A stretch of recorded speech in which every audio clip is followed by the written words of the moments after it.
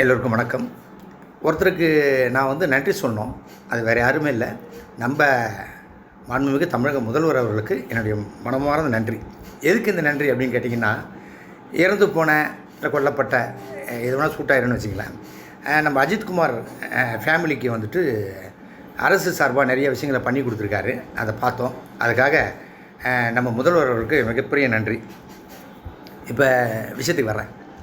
ஒரு மாநிலத்தில் ஒரு ஒரு ஒருத்தருக்கு இந்த மாதிரி நடந்திருக்கிறத நினச்சி ரொம்ப வருத்தப்படுறதாகவும் வேதனைப்படுறதாகவும் மிக கண்டிக்கத்தக்கது அப்படின்னு சொல்லிட்டு மரியாதைக்குரிய இவர் ஜட்ஜே சொல்லியிருக்கார். அதை ஒரு பக்கம் அது.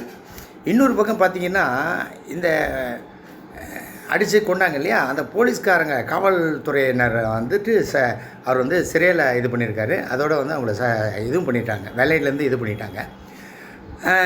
அது ஒரு விஷயம். அதில் பார்த்திங்கன்னா, அந்த காவலர்களுடைய மனைவியெல்லாம் நேற்று அழுகுறதை பார்த்தேன். உண்மையாக ரத்த கண்ணீர் வருது என் கண்ணில். நான் ஒரு விஷயம் கேட்குறேம்மா, தப்பாக நினச்சிக்காதீங்க. உங்கள் வீட்டுக்காரர் போட்டு அந்த அடி அடித்து அந்த பையனுக்கு அவ்வளோ ரத்தம் வந்திருக்க, அப்போல்லாம் நீங்கள் எங்கே போயிட்டீங்க? இதுவே உங்கள் குடும்பத்தில் யாரையாவது வேணாம் விட்ருங்க, இப்போ அடித்து இவ்வளோ தூரம் பண்ணாங்களே, உங்கள் வீட்டுக்காரையே அதே கோசாலையில் வச்சு அடித்து, பொதுமக்கள் வச்சு அடித்து தண்டனை கொடுத்தா ஒத்துக்குவீங்களா? இது சட்டத்தில் கிடையாது. ஏன்னா நாங்கள் சட்டத்தெல்லாம் மதிக்கிறோம். சட்டத்தை மதிக்க வேண்டிய உங்கள் வீட்டுக்காரியாமல் அதை மதிக்காமல் இந்த வேலையை பார்த்தாரு.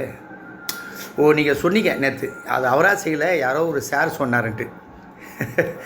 ஏற்கனவே ஒரு சார், அவரே யாருன்னு தெரியாமல் ஜனங்க மூச்சுங்கிறாங்க, இது வரைக்கும் தெரில.